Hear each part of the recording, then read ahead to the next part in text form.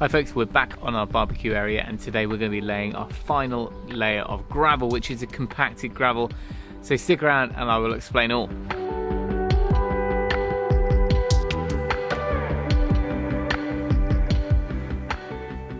So what we've done so far is not dissimilar from what we did on the main patio. We've put all of our preparation in, we've put a retaining wall, in this case we've used oak, but you could use masonry or stonework. And we've laid our type 1 sub base in. That's been compacted down in several layers, so we've got a solid base. You could lay patio straight on top of this, or you could pour a concrete slab. So what we've got is 2 or 3 bulk bags of a Cotswold path gravel, is what our local merchant sells it as, but basically it's a self-binding gravel. It's stoned down to dust, and when it's all compacted it locks in, and it's the sort of stuff you see on footpaths or National Trust properties. And most areas have their own variety of it, so the colour might vary, but our one's kind of a creamy golden colour. And the girls are going to help, and hopefully we're going to end up with probably about 70 mil of it. There's no traffic, it's not really going to be heavily used, so that should be fine, and bring us about halfway up the remaining oak there, so we've still got a lip all the way around.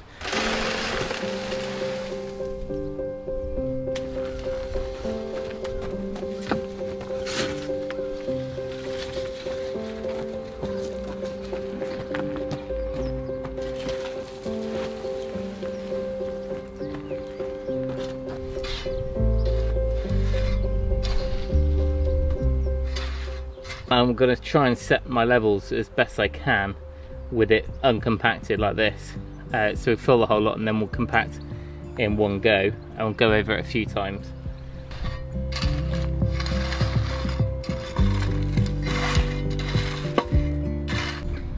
How are you getting on, girls? We're just spreading it around. Yeah. Is it ready for me? Yep. Good job. Hi. Follow me and get the barrow. Yeah.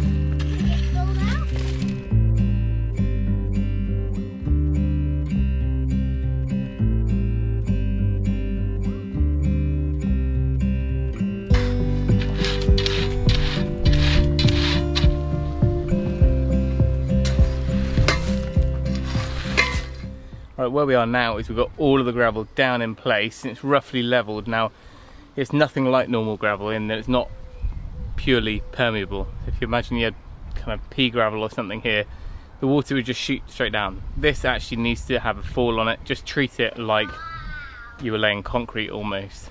But that's quite convenient because it's almost the same fall you'd want for a patio.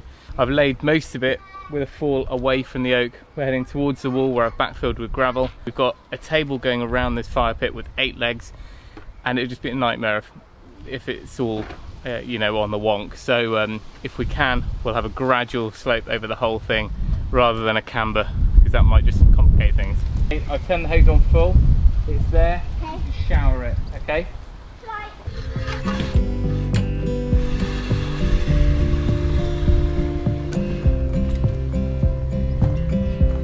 Okay, just make sure none of it.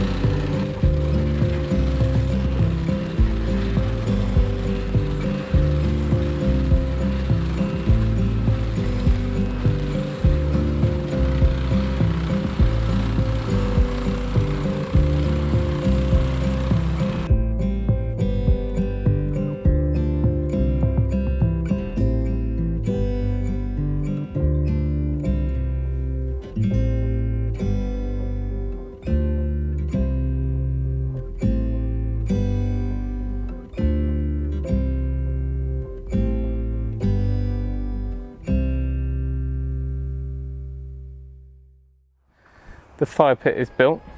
That may or may not have been a video yet.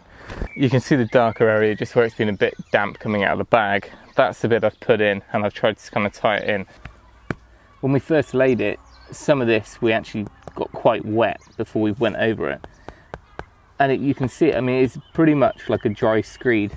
And yes, you could dig it out, but that, before I put that stuff on there, you can see how hard and solid it's gone. So my worry of tables and chairs digging into it, I don't think it's going to be an issue. You would have seen me using this concrete rake. It's far better than using a rake, a regular rake, because you're pulling all of the mix.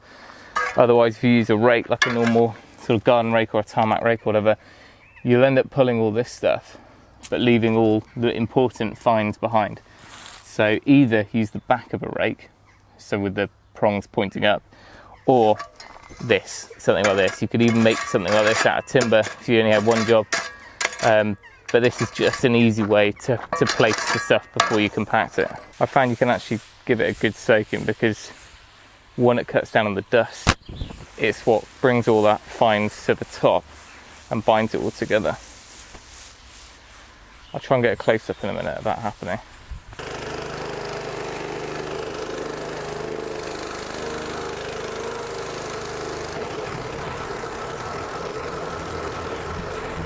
So this is the sort of thing I was talking about. When you wet it enough and the fines come to the top, give it an hour in the sun, this will go rock solid, this area. And yes, over time it'll move around a bit, but it's a good starting point.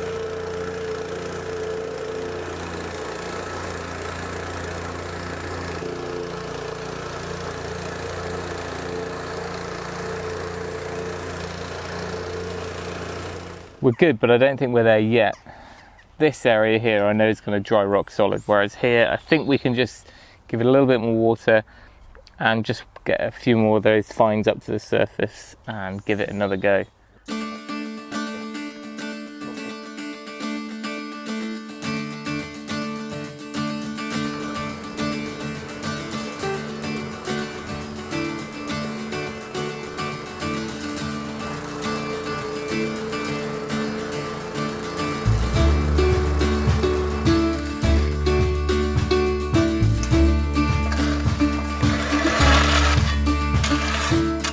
It's a little bit different along here because I've got my levels and my step at the right height up here, but I still need to pick up two more oak sleepers to go from basically this join here, these are temporary, up to that planter on the corner. So that's why I can't really get my level all the way up to the top there, but all of this is about right. Again, I'm trying to pitch stuff away from the sleepers towards the wall. So with the barbecue collaboration deadline being and gone, I finished off this extra bit of path that was out of shot from that video, and really that's finished off the area. We used just over 2 bags and I paid I think £42 plus VAT, so not much more than 50 quid a bag, and really for this size area nothing really beats gravel. Now we could have used regular gravel, but with furniture and leaves off trees and stuff, it can end up a bit messy and not ideal. This is kind of a happy medium ground in that it's solid enough, but it's also a one-day job. I've got a load of footage here, just random bits from the barbecue build and where I left the camera running on the tripod, and you can see what it's like now it's been down a little while. It lightens up in colour, of course that changes when it gets wet, but over the subsequent weeks with rain, this thing has just completely gone rock solid. Other things to mention, if we wanted to in the future upgrade this area, we could lay patio or blocks or whatever straight over this. You could treat it just like a sub base. I really don't see a negative to that. So it could be that this just happens to be a temporary stopgap. You've done your sub base and all your prep for your patio, but you've run out of budget or time to get it done for the summer. So maybe just lay a thin layer of this down and then revisit the project in the future. You could use this, and many people do, for vehicles and access and lanes and driveways, and it's great for that. And again, it's a really cost-effective route. You have a big roller to lay it in that case, and you go thicker.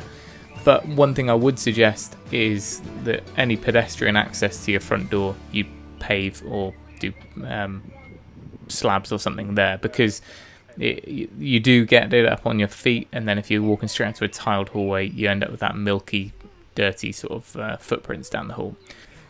Anyway, there we go. It was a good solution for what we needed, but love to hear your thoughts on whether you would use it in a garden area and what you think of it as an alternative to a patio space.